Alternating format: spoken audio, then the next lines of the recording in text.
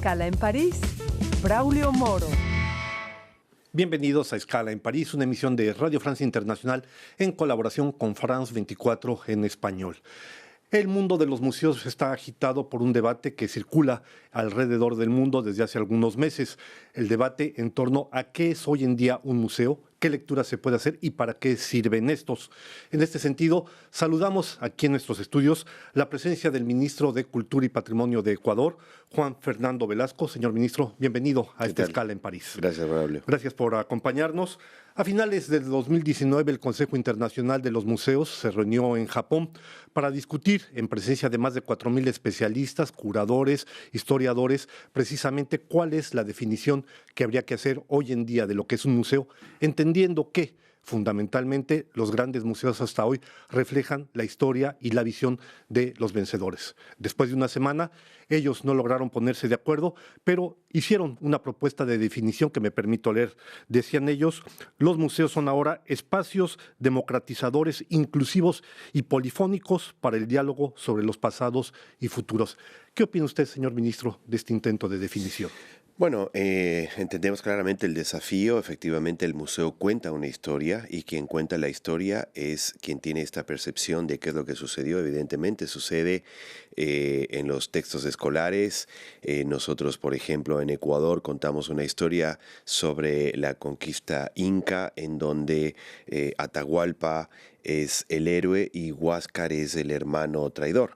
Nuestros hermanos peruanos en sus mismos textos escolares, por ejemplo, se refieren a Huáscar como el héroe y a Atahualpa como el hermano traidor. Es esta analogía la que nos permite entender cómo efectivamente quien cuenta la historia en un museo tiene una perspectiva muy particular. Más aún, este desafío se vuelve complejo en un país como Ecuador, como el nuestro, en donde tenemos 14 nacionalidades que tienen su percepción y su historia. Un museo nacional cobra una complejidad aún mayor cuando tenemos que contar la historia desde 14 perspectivas diferentes.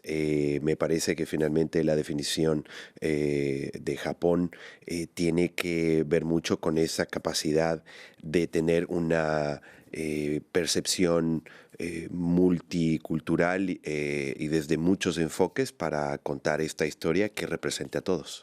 En este sentido, se trata de una redefinición completa de lo que ha sido la historia de los museos o la visión con la que se presentan, sobre todo los grandes museos, donde decíamos generalmente el que presenta la historia pues es el que ganó un combate, puede ser un conquistador, puede ser un aventurero, puede ser finalmente una visión muy occidental.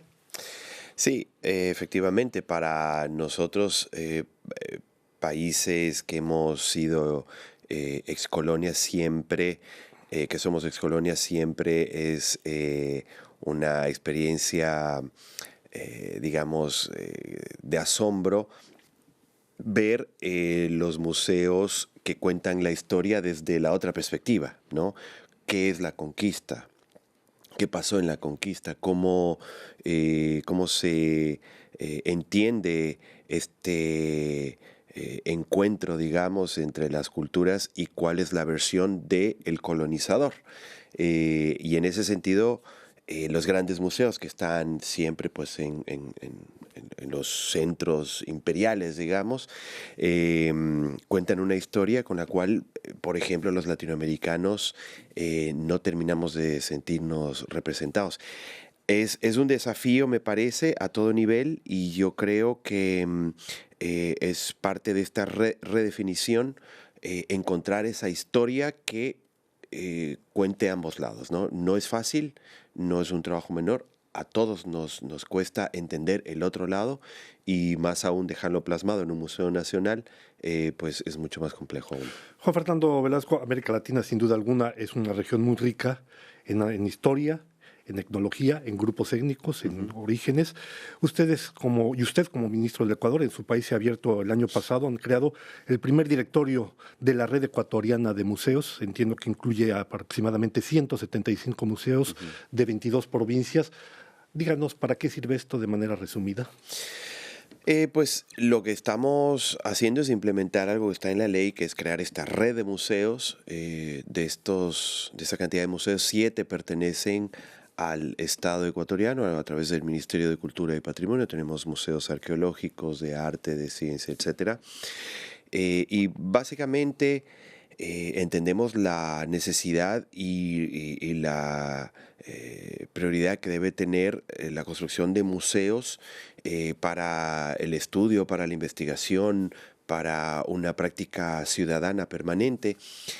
Tenemos casos como sitios arqueológicos, por ejemplo, que han sido construidos con la única esperanza de recuperar algún bien patrimonial arqueológico que no está en nuestro país. Es el caso del el Centro Arqueológico de Jaboncillo en Manabí, donde nuestras famosas sillas manteñas están en posesión del Museo Smithsoniano en Estados Unidos, y es muy interesante porque es un museo construido que además es un sitio de investigación, pero con la esperanza de en algún momento recuperar esas sillas y de mostrarlas en el lugar donde estaban originalmente a la comunidad que originalmente las poseía.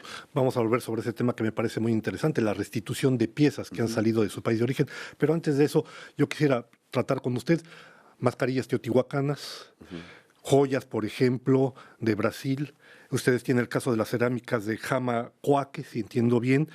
Hay una larga lista de bienes históricos de América Latina que están en peligro precisamente. ¿Qué está haciendo a este respecto el gobierno de Ecuador precisamente para recuperar esos bienes? Yo entiendo que el año pasado lograron repatriar de Alemania casi 500, más de 500 piezas arqueológicas que habían salido indebidamente de ahí. ¿Cuáles son las medidas que toma el gobierno para esto? Bueno, tenemos políticas muy claras. Tenemos una comisión formada de alto nivel, liderada por el Ministerio de Cultura y Patrimonio, en donde está la Policía de Ecuador, la Cancillería y otras instancias, con la que hacemos control permanente, no solamente en las fronteras, sino que control permanente con respecto a lo que sucede en el mundo, y hacemos esfuerzos por recuperar estas piezas que han sido ilegalmente sacadas de nuestro país. En algunos casos, como en el caso de Alemania, contamos con la colaboración de quien tiene estas piezas y que entiende que han sido adquiridas de manera ilegal,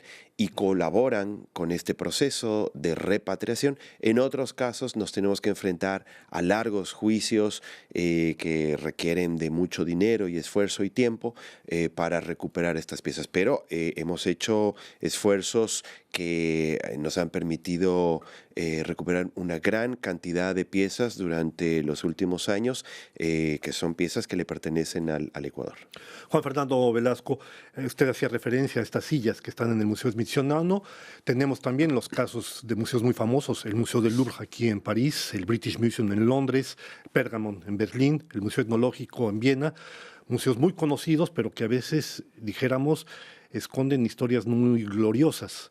Y en este terreno a mí me llama la atención una cosa. Hace poco el gobierno francés buscó restituir aproximadamente 30 piezas al gobierno de Beni, de piezas que habían sido saqueadas por las tropas francesas allá en el siglo XIX. Y al mismo tiempo el gobierno de Beni dice, momento, no tengo dónde ponerlas.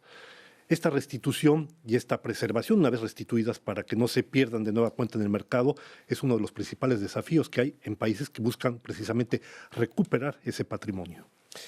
Es un tema muy complejo, tiene que ver con las constituciones de los diferentes países.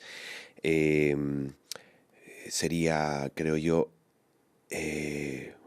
impensable que el Louvre, por ejemplo, devuelva toda su colección arqueológica a los países que les pertenece, digamos. Perdería gran parte de su encanto. No, perdería gran parte de su encanto. Y en ese sentido hay una discusión permanente con respecto a quién le pertenece, ¿no? En este momento estamos reordenando esta concepción, y nosotros en el Ecuador pensamos que pues la política de repatriación tiene que corresponder a las legislaciones de cada uno de los países. Por ejemplo, en el caso de las sillas manteñas, entendemos el reclamo de potestad sobre estas sillas por parte del Museo Smithsoniano. Hay que decir que muchos de las piezas arqueológicas del Ecuador que están regadas por el mundo fueron incluso hace muchos años regaladas por el propio Estado como souvenir, ¿no? Cuando venían líderes mundiales a visitarnos. Entonces tampoco podemos en este momento pensar como que hay una ilegalidad en esta posesión de los bienes. Y en el caso de las sillas manteñas, en particular con el Museo Smithsoniano, hemos entendido que su intención es la de brindar la posibilidad de que las comunidades tengan acceso a estos bienes arqueológicos, pero sin perder la potestad sobre esos bienes, a una especie de comodato a largo plazo, con lo cual nosotros finalmente, nuestro objetivo es lograr que esas sillas finalmente puedan ser exhibidas en su lugar de origen y por eso entendemos esa posición. En este debate precisamente sobre lo que debería ser el nuevo museo, hay iniciativas bastante interesantes que han surgido en América Latina, perdón, a partir del 2015, esto de que es el Museo Reimaginado. Ha habido 3 sesiones, la primera de ellas tuvo lugar en Buenos Aires, Argentina en 2015, después en 2017 en Medellín, Colombia, más recientemente en Oaxaca, México, y la idea es hacer de estos museos un instrumento de justicia social, dicen, de transformación de la sociedad. ¿Qué opina usted de esto?